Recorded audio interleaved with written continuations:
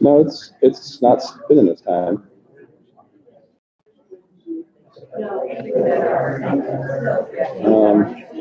Yeah, I'll slide the link here in a second.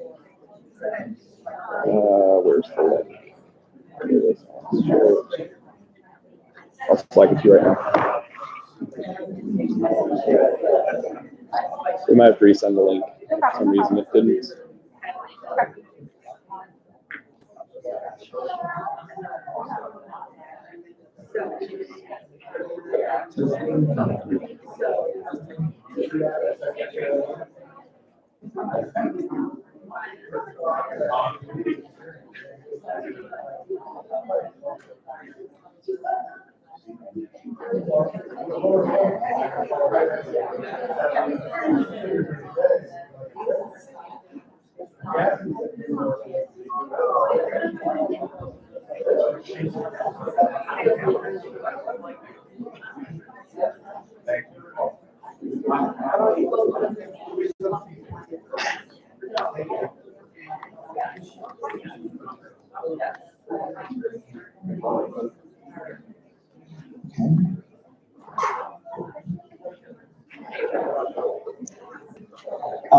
Welcome everybody to our January All Staff Meeting. Thankfully it's not snowing, right? It's beginning to warm up and melt, but thank you for taking some time this afternoon to get some updates from Staff Council. We're joined by our resources colleagues to provide some exciting updates as well from their department that impact our staff community. So thank you very much for participating. I know that there's also many colleagues that are viewing this meeting, streaming it online. So thank you for joining us from the comfort of your own desk. I did also want to take a moment to welcome any new staff members that we have to the university, folks that have joined us since September when we had our last all staff meeting, and to welcome you on behalf of Staff Council to John Carroll. I know that there will be another orientation session for a new employee engagement day that Human Resources will host in a few months, and we'll have a chance to welcome you again there. Just a little bit about today. As you know, that there are many opportunities for us to ask questions, to engage in today. So we will still have our microphones available throughout the course of our meeting, and certainly at the end when we have more focused Q&A for folks who want to ask any questions. I know that during the period when Human Resources will be up here to give some updates, if you want to ask questions via our virtual platform, you can either scan the QR code or go to slido.com and simply enter Staff Council to be able to access the platform that we use to ask questions.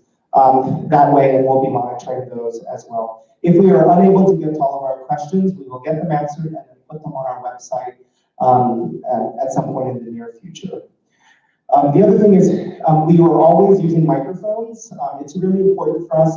I know many of us can project really loudly, but it's just a good reminder that for folks who might be hard of hearing, for our colleagues in the room, that it's important for us to use the microphone, not just to amplify the sound, but the distinction in the sound for folks who have hearing difficulty. So thank you for your patience as we're maybe running the mic around. These are your Staff Council members. I think it's important for us to, we've had some transition over the last few months, so I think it's important for folks to really understand our structure, how we operate. Most of the work, the day-to-day work done by Staff Council happens in our several committees, and it's a great way for folks who are all volunteers to engage in different parts of the community, to sit on different committees, and this is who we are. As we always do whenever we gather as a full staff, we take a moment to center ourselves through our mission moment as a short reflection. And I want to turn it over to Jerome Cecil, our colleague from Campus Ministry and Officer of Staff Council, to lead us in this particular part of our meeting. Thank you all.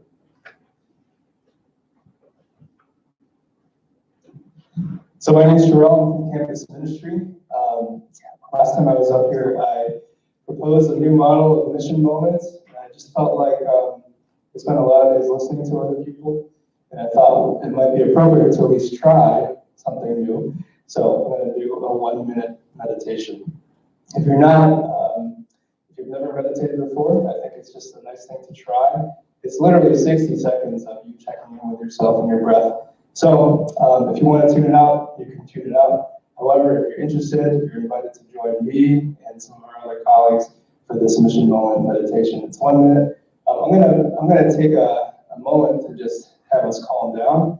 I invite you to put, I was a high school teacher, so I always say, put your laptop at 90 degrees so it doesn't shut off, but you're still able to pay attention, but then also put your device. Take a deep breath.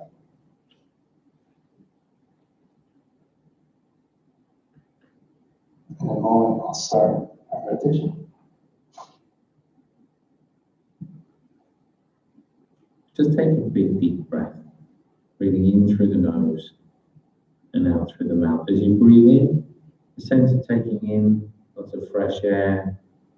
As you breathe out, gently closing the eyes, and just a sense of letting go of any stress, any tension in either the body or the mind. And as you sit there, allowing thought to come and go, just following the breath, in particular the out breath. You need to put your hand on your stomach, you can, but just following the out breath all the way to the end. Each time, just letting go of any stress, any tension. And then when you're ready, just gently opening the eyes again. So that's it. I think it's a good reminder to just check in with yourself and try to catch your breath so often. It's on to the next, on to the next, on to the next. So I'd like to implement more of that. So we'll check in with ourselves. I think our mission here is to try and figure out how our gifts and talents can create a better country. Because as it's a more private time, how can we contribute? If we're so busy and frazzled, it's harder to do that. So reminder to breathe. Thank you.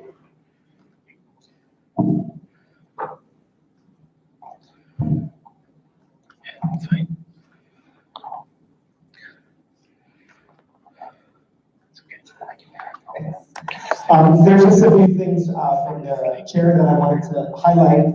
I think one of the things that has been so incredible and important about our staff council is the ability to demonstrate gratitude. We have several of our colleagues who serve as board resource folks.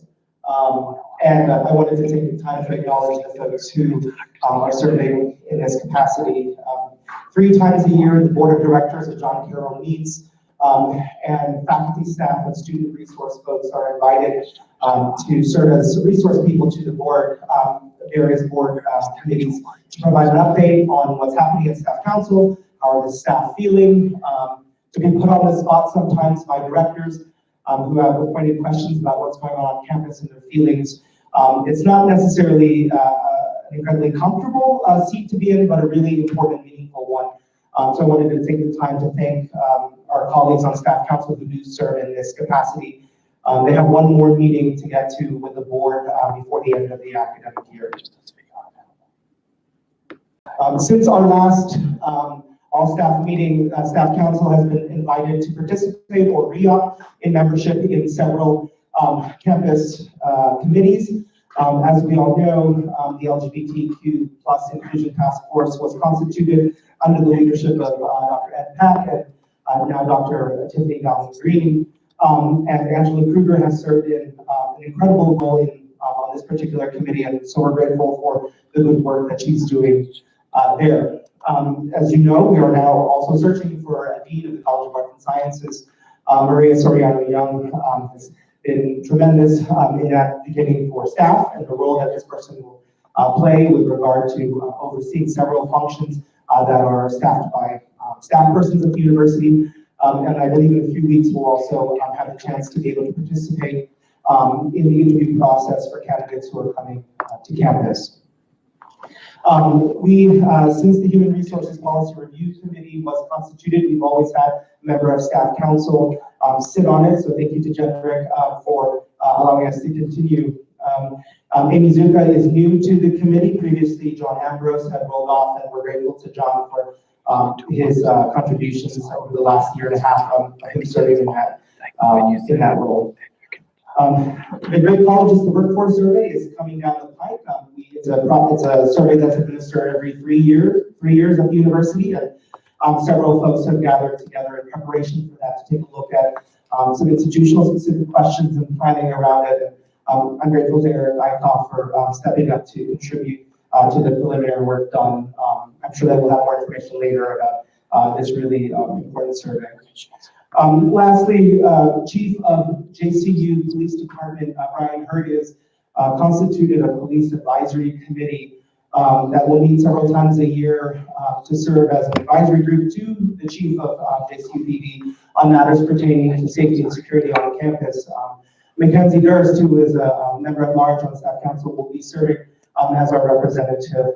So it's chartered, it's new territory to charter, but we're grateful to her, and then certainly grateful to the rest of our colleagues who are going above and beyond as members of staff council to represent staff and their interests in these important functions of the university. Since we have last met, and with the changing senior leadership of the university, I have been meeting as chair with several members of the university community one-on-one once a month to provide updates, to share information, sometimes to even brainstorm. Having the opportunity to meet with these colleagues, it's proven to be really important and necessary for them to learn what we do as staff broadly, what have been some of the challenges and successes that we've seen, what sort of work is being done by staff council. And since her arrival on campus, Dr. Tiffany Galvin Green, our inaugural Vice President for Diversity, Equity, and Inclusion, has asked to also meet with the Chair of Staff Council semi-regularly in order as a part of her own transition to the university and then the interest she has in supporting broadly the university and its efforts to advance in these particular areas.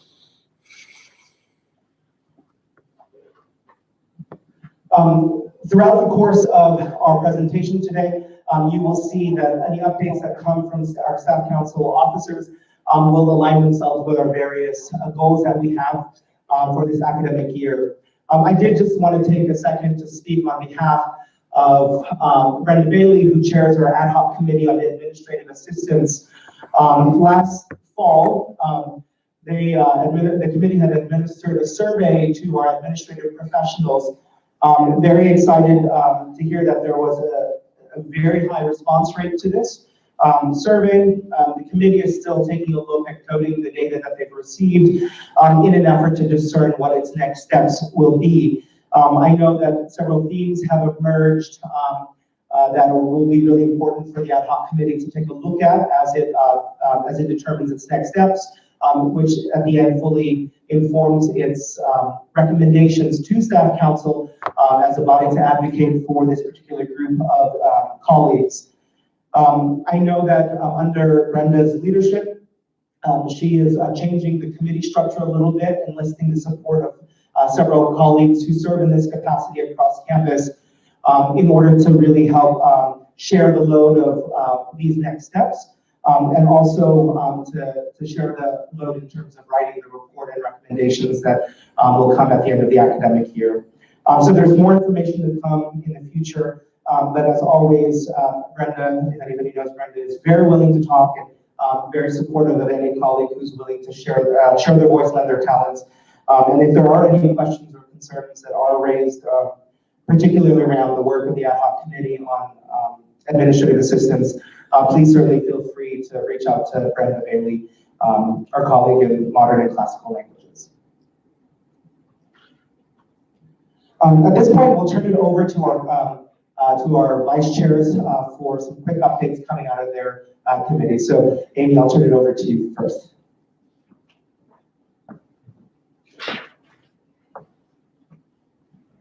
So, new to my committee is Shannon Volpe, and Adam and Michelle are continuing on, and they've been very helpful. So the big thing that we are going to be working on this spring is elections. And so please consider volunteering if you're not already on staff council, or even if your term is up, and nominate other people. We'd love to have as many people running for positions as we can. So we're going to have chair-elect, 2 vice chair, and 8 member-at-large positions will be open and need to be filled, and have the general timeline there of how we're going to be doing it. There will be kind of 2 sets of elections. First, April 14th, we're targeting for chair-elect and the 2 vice chair positions to be voted on, and then the following week would be members-at-large. And look at one more time. Marketing and communications has been, a little bit busy with Carnegie Dartlet and the website, so I did my best, but we want you. Thank you. Mary Ellen Riley, who leads our communications committee, is up next. Hi, everyone. So this past semester and moving into this next semester, we are continuing to work on our SWOT analysis on the website. What we're really looking forward to in my committee is peppering in and applying what we learned at the Carnegie Dartlet messaging and personality workshops. So we are really looking forward to applying what we learned there so that we are more aligned with the university and who we are here at John Carroll.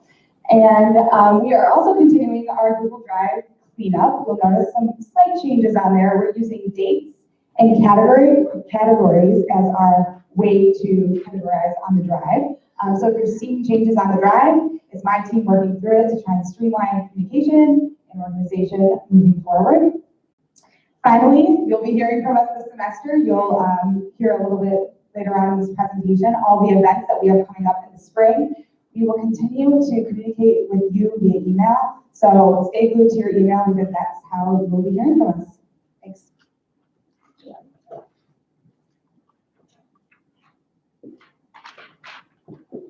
Everyone, I'm Jarrell again from Mission and Advocacy.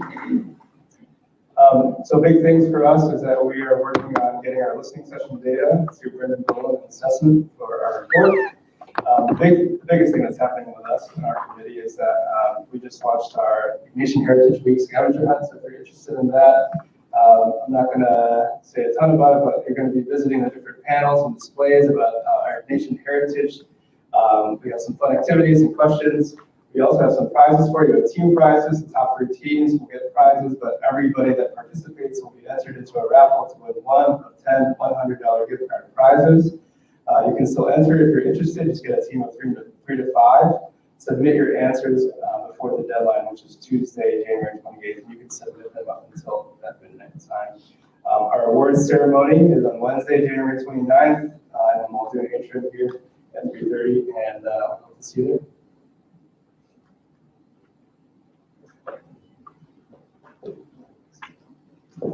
Hi, everyone. I'm Lisa Ramsey from the Community Building and Networking Committee, along with James and Mackenzie and Pam.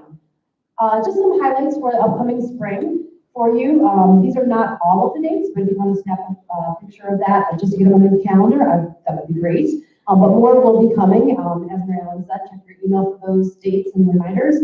But first and foremost, our first Friday coffee hour is this February 7th. Coming up at 8:30, and also you can note there the March 6th and April 3rd are also, those locations have been confirmed for the Fridays. We're not doing any crazy, it's a Thursday, but it's really a Friday thing, so you can count on it. It'll be the first Friday for sure of each month. This is going to be really fun, so mark your calendar. We have a lunch event, Death by Chocolate lunch hour on February 20th. It's a brown bag, so bring your own lunch, but plan on being entertained and learning some things about chocolate. So we have a presenter, actually, thanks to Pam, lining this up for a presenter who's going to be talking about and letting us sample, most importantly, chocolate. So put that on your calendar for sure. And then back by very popular demand, March 13th is our Fish Fry Friday, say that 5 times fast, in Jardine Room starting at noon.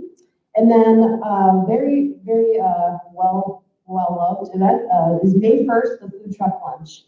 and Power Commons at noon. And you'll hear more about what food truck in the future. Next slide, please. And so fast breaks, you don't know when they are. You'll find out the day before. So that, again, really important to check your email. That was something that we tried this past semester with a lot of success. So thanks to everyone who's come out for those, for all of the events, but especially for those since they were a new idea. James, again, thank you for all your work on those. They will be free over the semester, so keep watching for that. Watch your email, please RSVP when needed. That really helps us to be able to plan and budget accordingly. And thanks again for supporting us. Any questions for me? I think you can do it through the Slido thing at the end also, but happy to answer any questions anytime.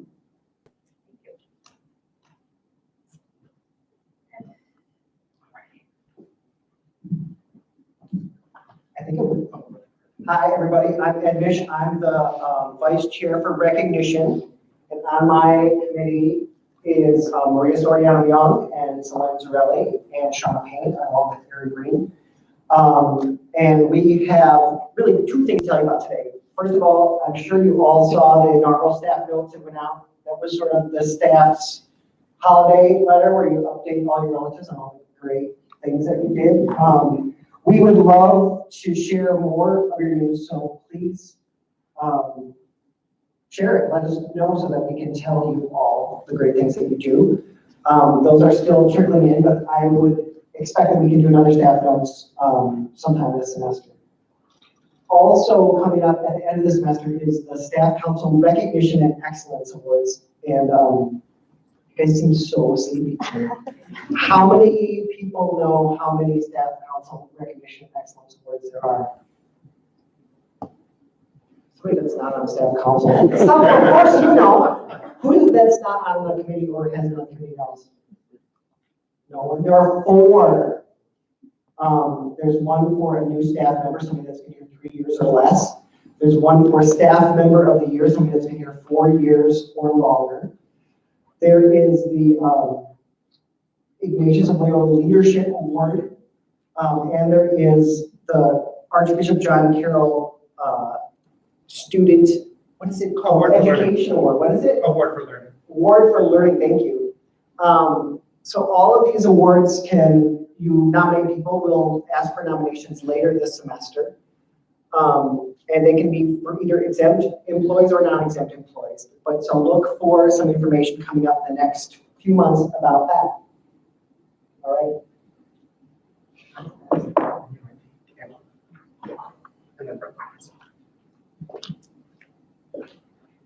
Good afternoon, everybody. Oh, it's a small group. Okay.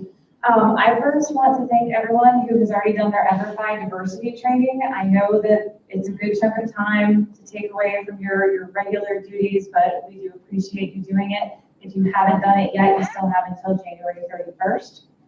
Also coming up, so we do have 6 ERGs right now. I've been approached by a couple of people about forming new ones. Please stay tuned for information on those.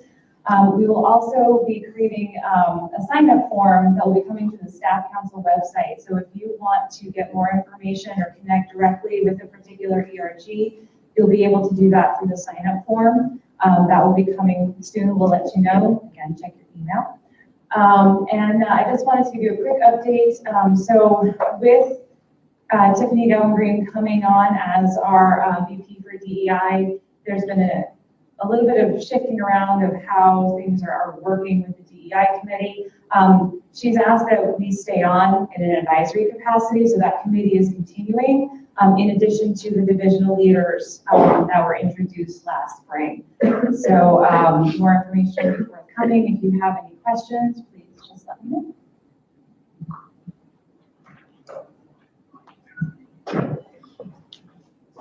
Good afternoon, everyone. Brendan Dolan, focusing on assessment as chair-elect. Just a couple of reminders to give an idea of what we're doing with assessments. I think several meetings ago, we introduced that we pulled this away from the communications committee to kind of have a more focused approach to assessments. So last year's reports are making their way to the website as they do their mapping, but all that information will be available. If you're interested in anything in particular, you can always reach out to me, and I'm happy to share any of our focused assessment from last year. Through our staff council time together, through a little bit of retreat, we identified and went through some activities to figure out what were some core components of assessment that were lacking, what were the things that we have longitudinal data on, and what are the things that we need to be more focused on to provide data for advocacy. So we've expanded a little bit of our understanding of what our survey process is, and we still will do that survey, comprehensive survey at the end of this year, but some of the information will look a little different as we identified some key areas we wanted to focus on. But we will keep some longitudinal questions so we can continue to compare previous years. Working with Jarrell and the Mission Identity Committee to look at the data that's coming from the listening sessions. And then I'm asking all the vice chairs to provide for the first time kind of an annual report that would have things like participation levels, so coming to our events, that sort of data that we've been capturing, but we haven't been putting forward or providing upwards to kind of show the involvement and the good work that's being done through the programming that we've had. So that information will be coming as well. So look for more information from me as we get through that survey process and how we try to incentivize and get high levels of participation. And if you have thoughts on particular things that we should be looking at to capture the work that we're doing for advocacy or just to show gratitude, I'm happy to have an open ear to that. So thank you. At this point, I'd like to invite Jen Rick, our Associate Vice President for Human Resources, up to provide some updates coming out of her area.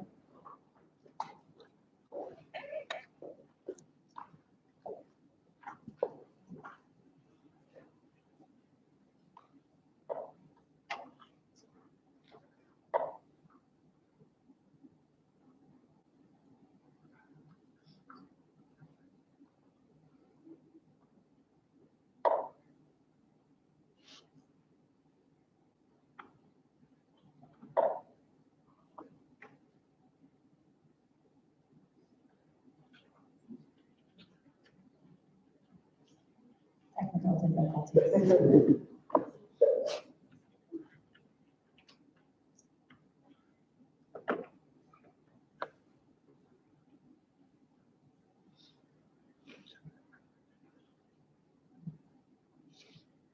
Is there any general questions while we're waiting?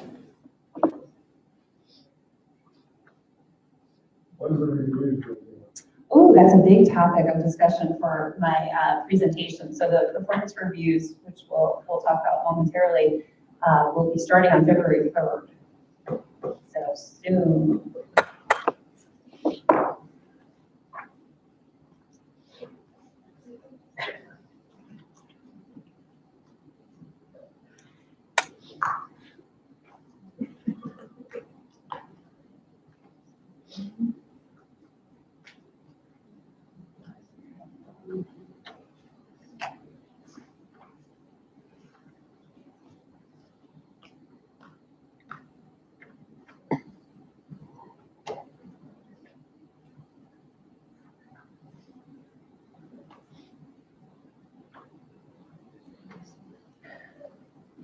That's okay.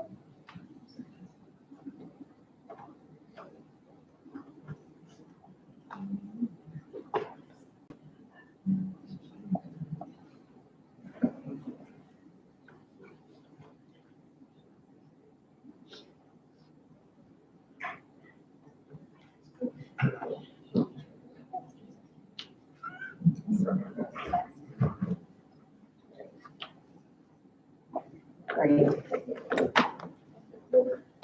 I have to be transparent. That was really, this is a my fault because I just had trouble converting my PDF to Google Drive because it kept dropping all my graphics. So again, I'll take the blame for the delay. So thank you so much, as always, to Staff Council for giving me a little bit of a forum to be able to talk with staff and update on some of the activities that we're working on right now in HR. The first thing I want to update you on is some policy updates. The posted for comment right now is staff supplemental pay. So if you haven't had a chance to look at this yet, please do so and kind of ask your questions. This will be posted through February 15th. This was a question that we heard a lot of feedback on about when is it appropriate to get additional compensation, when my duties change, is it temporary, is it permanent? Those are a lot of the questions that I ask in human resources. So our policy committee really worked to try and talk about what are the situations in which supplemental pay, meaning just like kind of an extra bit of pay, not changing your permanent pay, are appropriate for temporary increases to workload. So please take a look at that and make sure that it's clear to you, that you understand those criteria. And again, we have a question space that you can put your comments and questions and we can respond to you. The next policy that's posted for comment is identity theft prevention. This is really a requirement of the Fair and Accurate Credit Transaction Act. While it's important for everybody, we do have our secure data policy that's also being posted through UCAP. This is most relevant for employees who have access to covered accounts, or those are really the financial accounts. So student financial accounts, payment plan agreements, institutional loan accounts. So if that's you, definitely take a look at this so that you understand your responsibilities, not only under policy, but under the law. Just to review, these were all posted throughout the year for comment, but just to reiterate that these are now in effect. We have our political activity policy that was posted at the end of the fall, now in effect. Emergency short-term closures, attendance and punctuality was updated just to move what had previously been under short-term closures to attendance and punctuality, and specifically talked about inclement weather practices, meaning, you know, don't put your safety at risk to get here. So holidays, it's a new policy, but it's a long-standing practice that was previously in iterations of the employee handbook that was just never updated. Performance management was updated with the new required dates, which we'll talk about in a moment. And our mission leave policy was just updated to provide some clarity on language. So do we have any questions about policy, about postings, process?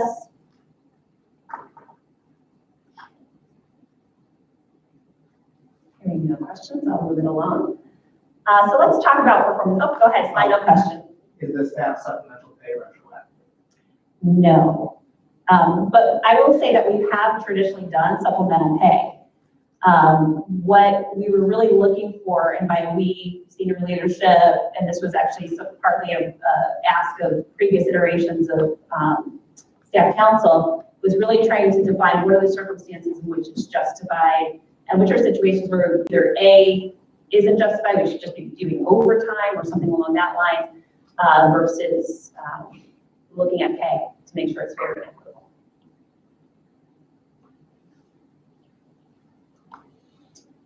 Okay, any other questions? So performance management 2020. So here are the dates. Now, before you throw tomatoes at me, I just want to make sure you understand that there are no perfect dates for every single division in the university. What we do is the previous, non-exempt people got it on their anniversary date, exempt people got it in the fall, just didn't make sense with what we were doing. It was a major source of confusion. The SLT was given 3 different timings to consider for the university, and we had a lot of discussion, and we said, well, while this is not perfect timing for everyone, that we will give this a try, see how it works, and figure it out from there. Now, a lot of people were concerned about the May delivery. However, most, not all, and I recognize not all, most supervisors have 4 or less direct reports. So hopefully within a month period, we can find 10, 20 minutes to review performance evaluations with your staff. So the way it works is a little bit different this year. February 3rd, the process kicks off. You'll get an email that says, hey, you have a performance evaluation form for you to start. Keep in mind the first part of the process is your self-evaluation. So you're going to be asked about strengths, opportunities, things that were challenges for this year, as well as things that you want to do for professional development over the next year. Once you complete, there's one little additional which I'll talk about in a moment. Once you complete your section, it gets automatically shuffled to your supervisor, who completes their section, in which they're giving you the actual, commenting on what you said, as well as doing some reviews of the key performance indicators throughout the evaluation process, as well as some summary statements. Now, you'll notice at this point, there's no delivery, there's no discussion yet, because what we want to do in HR and what is best practice, as well as for many reasons, is to do an HR review and evaluation, and just making sure that the way that we're evaluating people is consistent across all divisions, and that B, we have no disparate impact, which just basically says that, it seems fair on the surface, but unfortunately it negatively impacts a protected class. So those are two things that we're going to be doing at the end of April. May 1st, we plan to reopen the system so that supervisors and employees can have that meaningful discussion in which they review evaluations, have good conversations. Keep in mind that the evaluation is always open for edits. So if there's additional stuff to add, so for example, if you fill it out in February and you weren't quite done with your goals, but then by the time you actually review it in May, that's something that can be updated. Okay, so don't worry about, well, I didn't get a chance to, we're moving forward from there. Merit increases from those evaluations and from those overall performance ratings will be issued in August. Yeah? Question? Okay. Thank you.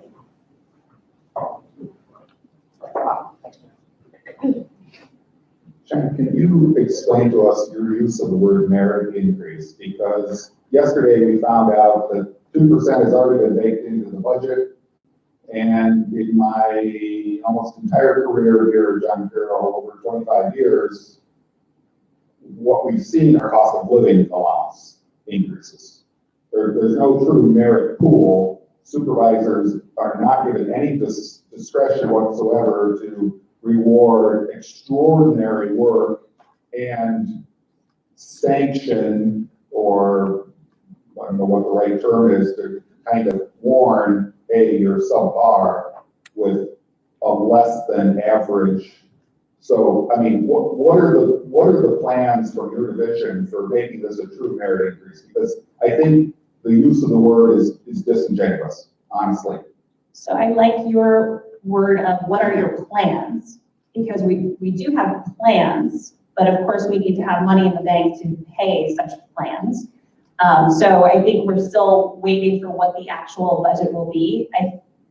From everything that I've been told, and again, I'm not on the senior leadership team, they are very committed to some kind of merit payment, that they want an opportunity to be able to reward top performers. That's something that we haven't had the opportunity to do in the last 2 years at least, because number one, there was a lot of transitional leadership. We knew for sure that the evaluations weren't being evaluated for consistency.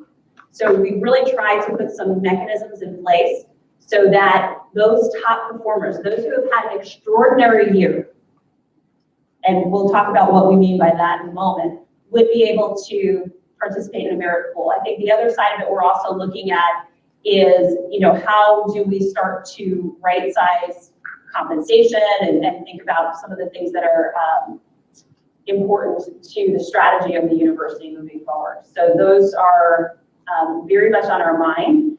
If you recall back in April, I didn't include it in this slide, but there was actually an example of how how supervisors and division leaders could align merits to reward performance. So again, we definitely have plans, but I think we all saw that financial number, but you'll notice that Lori did still say there's a 2% budgeted.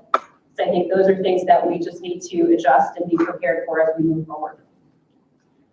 Jen, just two follow-ups on the merit increase question. One, can merit be a change in title?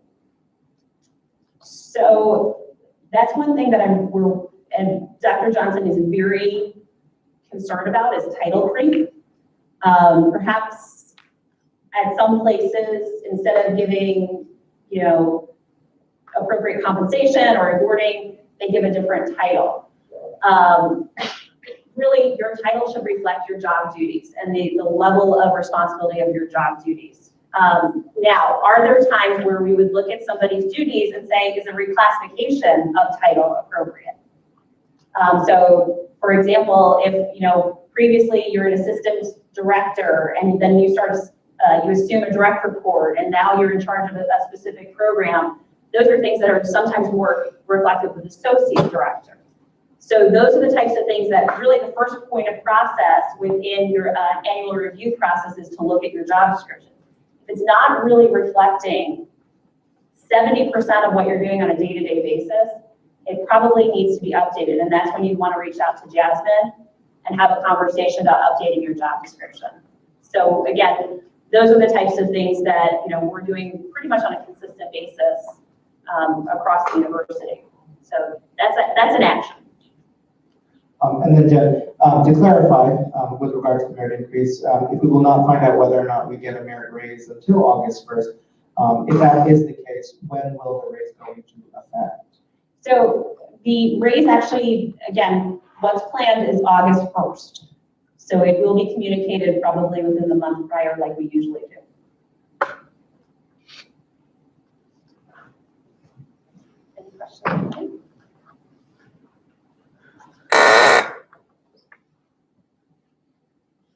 Hi, Jen, I just have a question regarding the evaluation. So we do it on February 3rd, and our supervisor doesn't complete it till, say, April 13th. But we don't talk about it till May 1st or May 31st.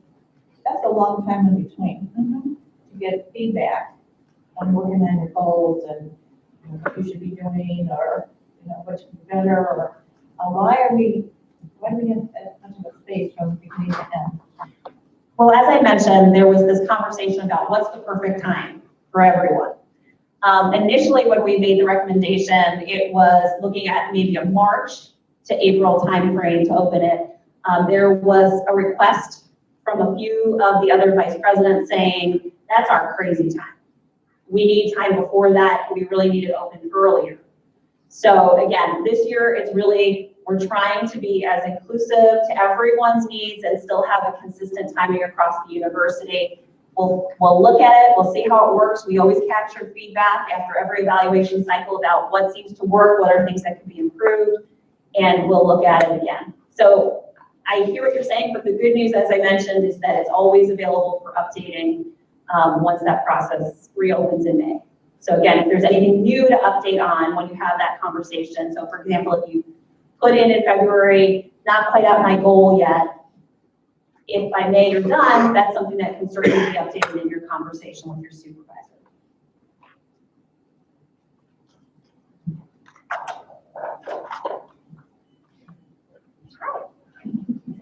So we do have some longer form trainings about the performance management. The first one is tomorrow at 9 a.m.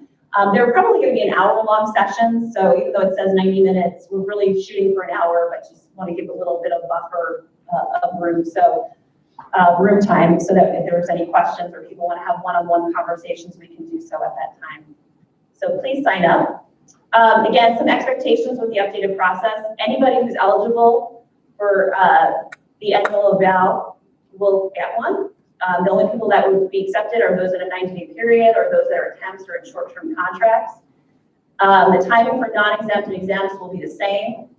Employees will only be eligible for merits if they have a completed current performance review. Employees who are on leave will have their evaluations and accompanying merit postponed until they return. So as we mentioned, we've updated to try and make sure that there's some consistency and there's this opportunity of, as opposed to the perennial ratings, that really there'll be some years you'll get that leading performance and some years where you'll be fully successful. And again, with the idea that we're all fully successful, right? There's very few of us who are not working at our top capacity, that get feedback from our supervisors on a regular basis that we're not meeting expectations. We're really a great staff. So again, leading performance being the top rating. There's no forced rankings here. The 5 to 10% is just among institutions who use a 4-point scale. This is what they usually see. But if we see something different, as long as it's consistent, we'll be okay. Fully successful building performance and not meeting expectations. If you go on our website, there's more examples about what each category would look like on a day-to-day basis and what you would see. That's the way that we're going for this year. We're also just on those key performance indicators like attendance, reliability, cooperation and collaboration. We've just, to be reflective of those, we've changed the actual ratings there.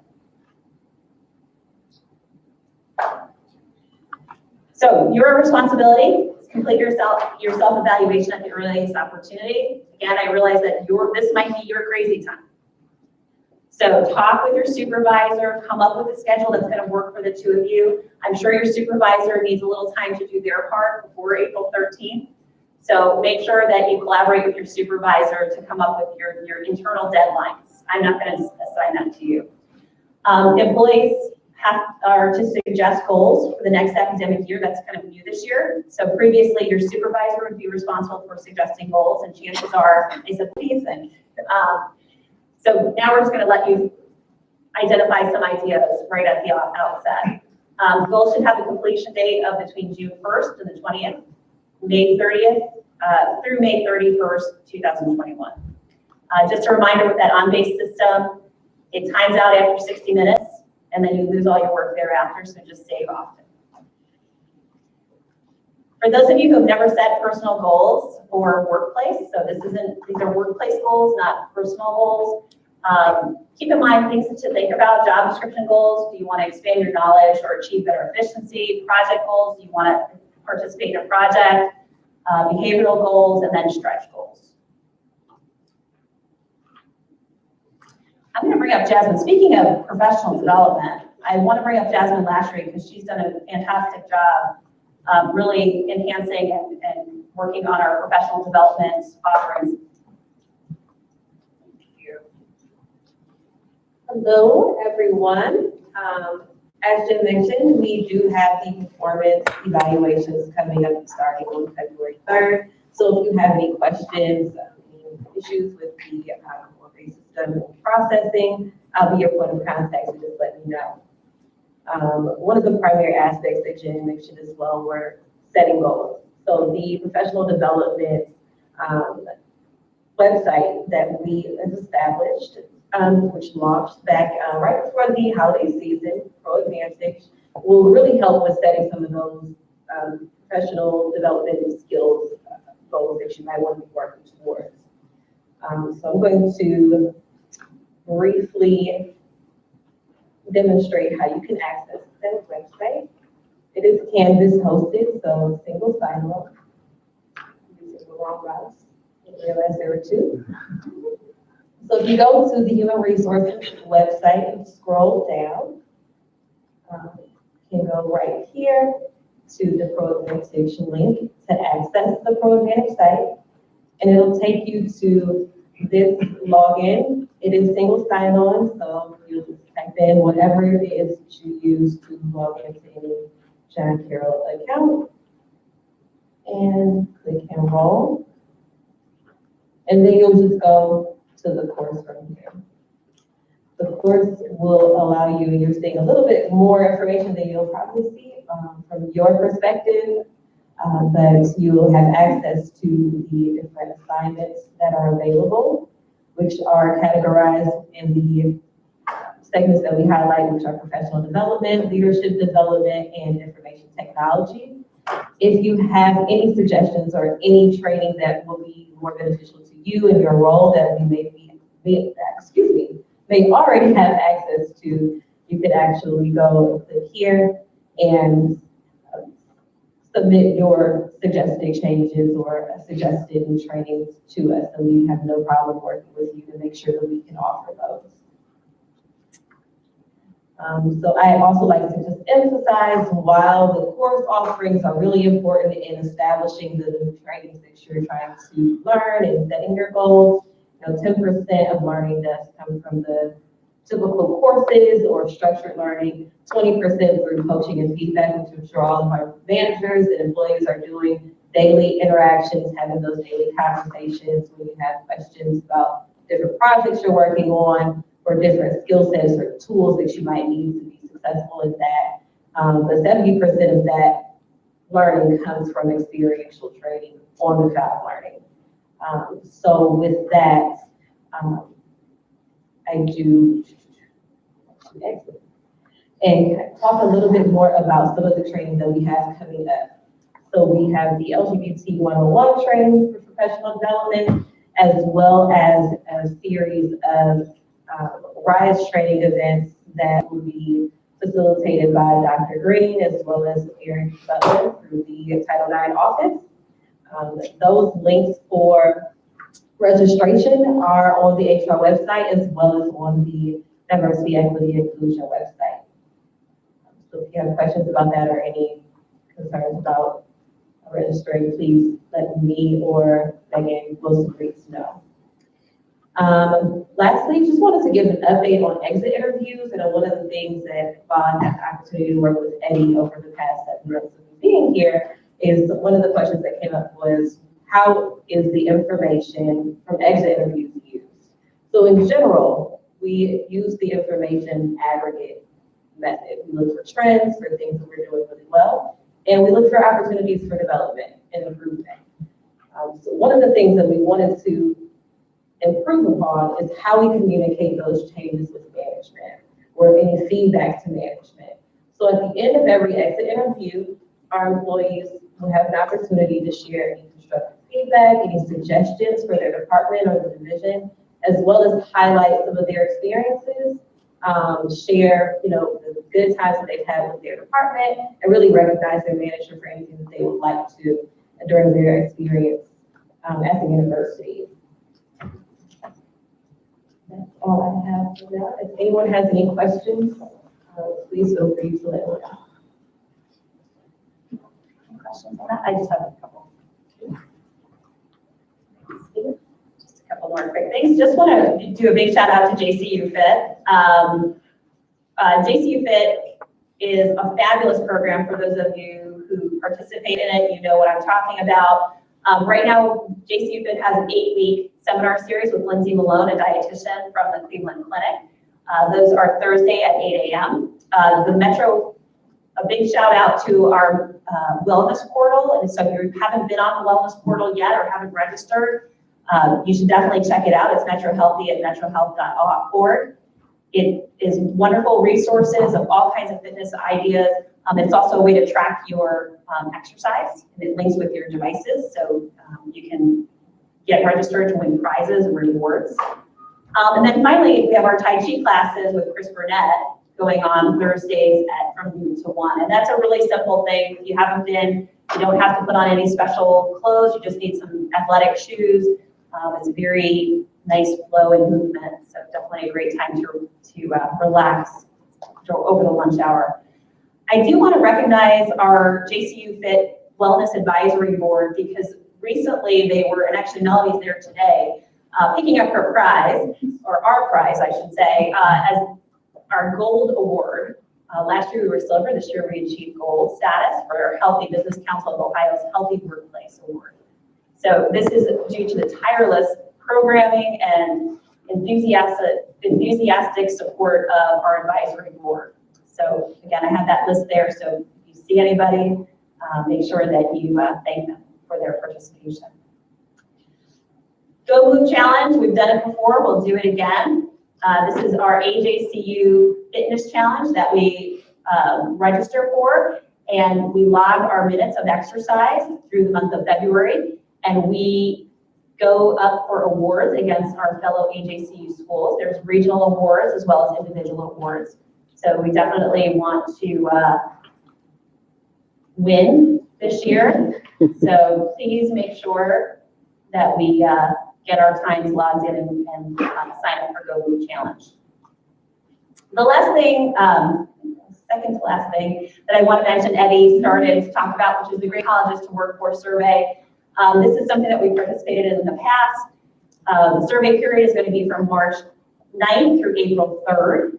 This is run by Modern Things Chronicle for Higher Education tool. So we're really, there are awards that can be won, but I think really what we're trying to do it for is more so just feedback on how the university is doing. It's asking questions specifically about your work environment for faculty and staff. What I can tell you is strong participation brings more accurate results. So it provides us with a lot of comparative data from our institution versus other institutions. It provides awareness of what we're doing, how are the outcomes, how are you perceiving what's going on in the university. And then also it enhances our strategic planning because we get to understand what's important for our faculty and staff as we move forward. Thank you, Jen. We just have a few kind of follow-up questions. One was, well, the last thing I just had is just a begging for campus colleagues. So HR has taken over the Campus Colleagues Program. Many of you are probably familiar with it. It matches an existing employee with 1 year of service to a new employee for the first 3 months. There's really not a tremendous amount of responsibility, but it makes a great impression. So it's really important that, that we can participate, meet your new employee within the first week, take them to lunch on a $5 Friday, which we'll pay for, by the way, and then follow up with a new employee on a periodic basis, just to kind of make sure they are ingrained in the culture. It's that, somebody to say, is this right? Am I, so it's important to have that, colleague at work that you can chat with. That's it. Jen, a colleague just wanted to ask a follow-up about the retroactive pay piece. So if there is retroactive pay, how is it calculated for exempt and non-exempt folks? When you say retroactive pay, there is no retroactive pay. If paid, okay, great. Yeah. All right.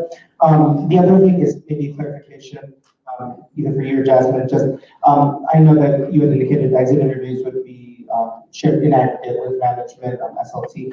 Maybe perhaps talking just a little bit more about how results are shared and at what level, like if, for example, if you're a department head, like to what degree would things in that area be shared with you, if at all? Right, so we don't have a tremendous turnover. We're very lucky in the sense that we don't have a lot of people leaving us on a year-to-year basis. So when we look at specific departments and areas, it's hard to get to an end level where we can have some anonymous data where it's not really clear, especially if somebody has something negative to say what they're saying.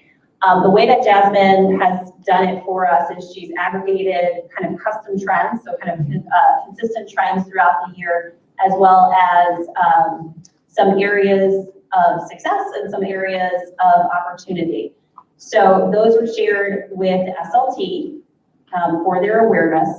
If a manager is so inclined, like for example, if we have a high turnover in a specific area, we can have individual reports.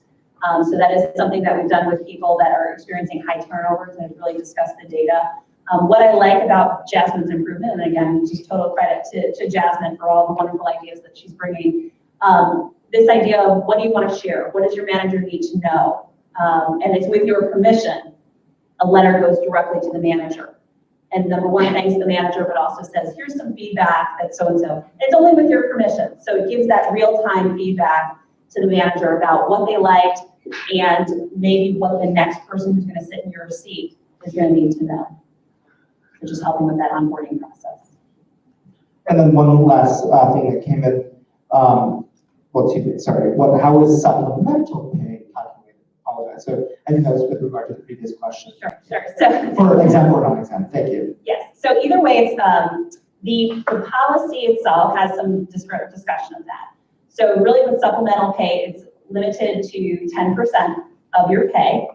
Okay, so with the idea that if you're taking on an interim assignment, if you're taking on, so the 3 reasons for supplemental pay is a slight increase.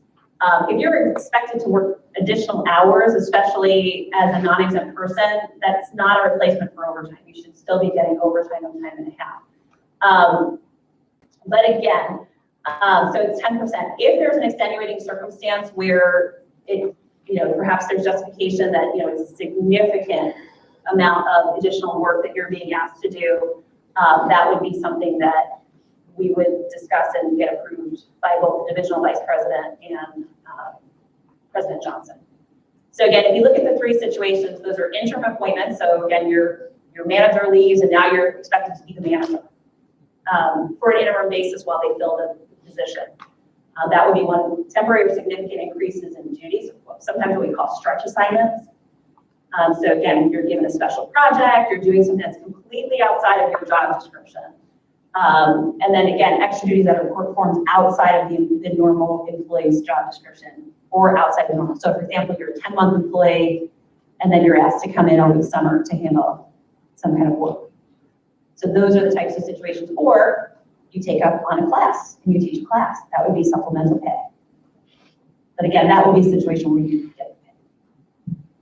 And then a colleague asked, did we compete for the North Coast 99 distinction this year?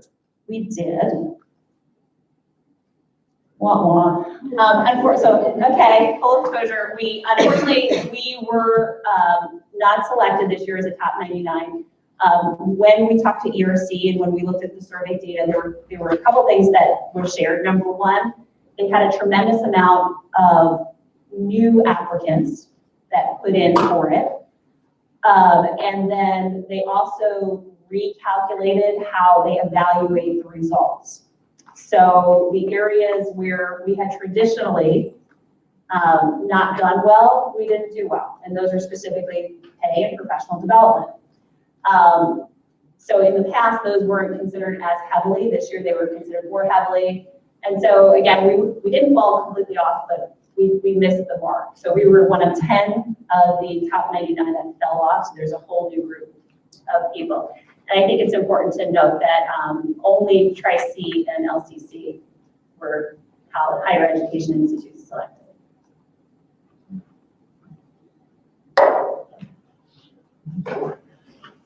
We just have a few more items, colleagues.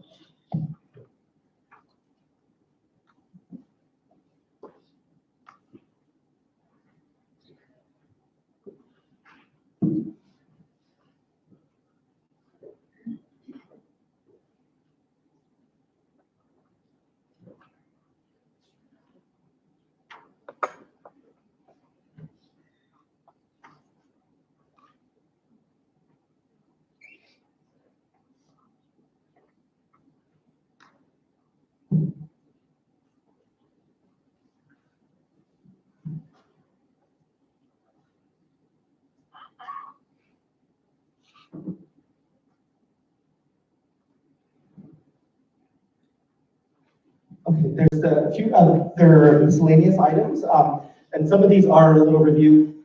Ignatian Heritage Week, I know that Jarrell had mentioned it as part of the scavenger hunt. This is an incredible time in the academic year where we can really pause to support and honor our Jesuit identity and heritage and the work that we do together at the university. I know that Dr. Ed Peck sent a message to faculty, staff, colleagues yesterday with a full slate of happenings.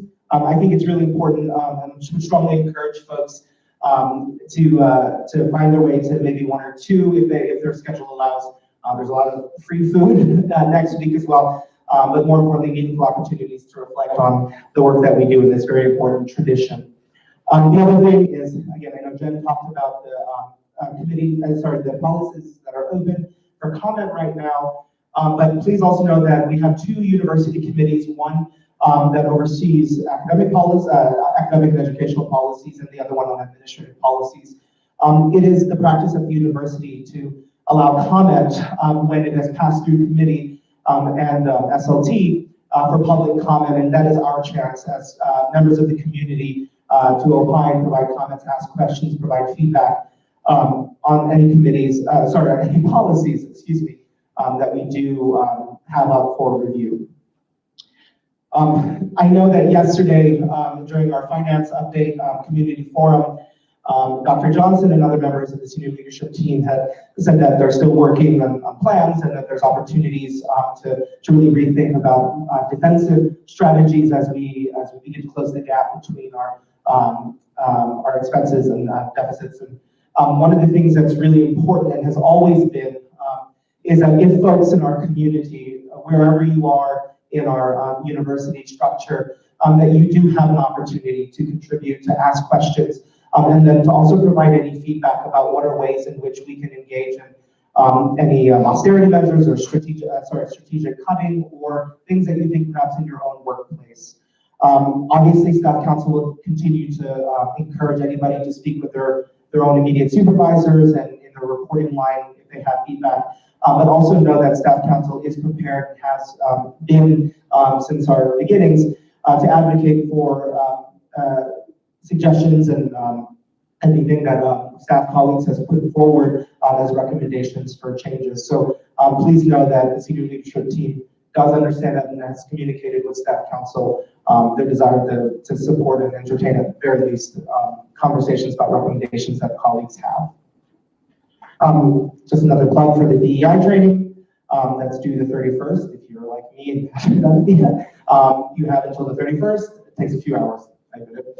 And then the last thing is, I know Jen talked about the HR training series, but also our colleagues in ITS have put together a really wonderful slate of trainings as well in their area. So please know that you can go onto their website and learn a little bit more about what are those opportunities. I think sometimes folks feel like if they were just a little bit better in one particular area, then it would be helpful, whether it's like Google Drive or Canvas, and please know that those are available as well. Before we move into Q&A, I did want to share that last week, staff council had its regular meeting, and I informed my colleagues I will be stepping down as chair, effective January 31st. I'll be leaving John Carroll University in early February. I am grateful to be heading to Georgetown University in Washington, D.C. to serve as their Director of Residential Education.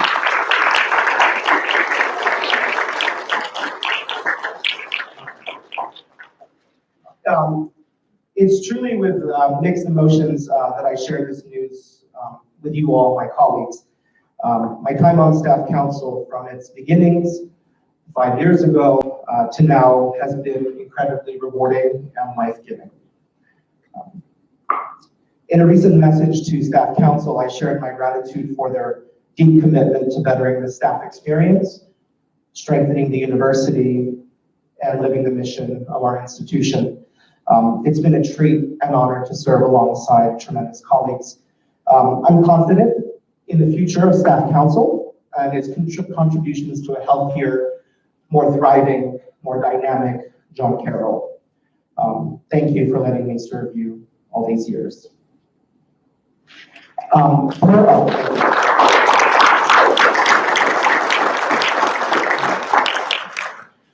Per staff council's bylaws, which we just reviewed for our constitution, as chair-elect, Brendan Dolan will assume the position and responsibilities of chair effective February 1st.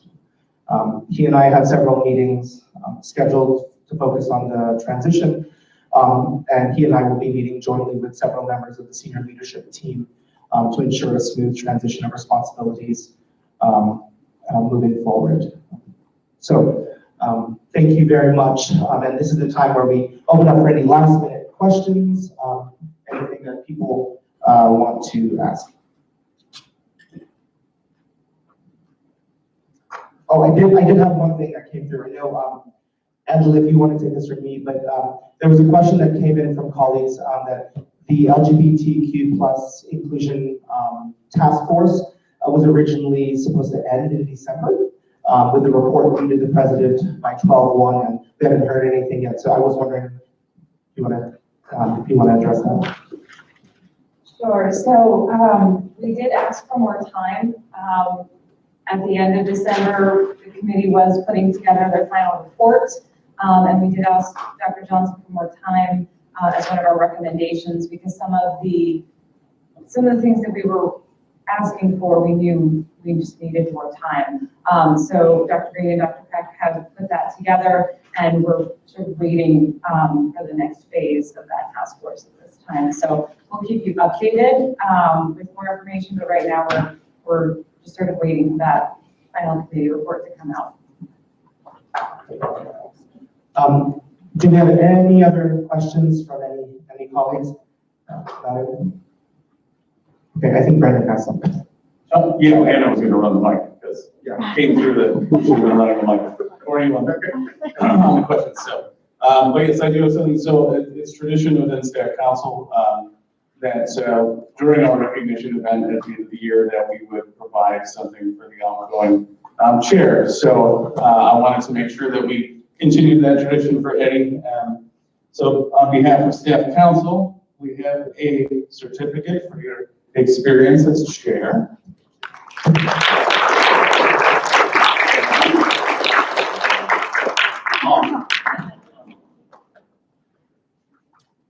And then we know that you're headed to the great District of Columbia. So we put together on behalf of staff council a gift certificate for you to take with you that has been recommended to us as wonderful restaurants in that area. We hear you're familiar with some of the restaurants. So this should go quite a long way to getting you settled in, meeting some new folks, and then sending us feedback for when we come visit where we should go eat. So.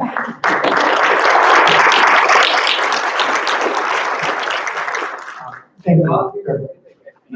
Well, okay, so I'm very cognizant of time and taking up, things run over, but I did want to say thank you everyone for making it.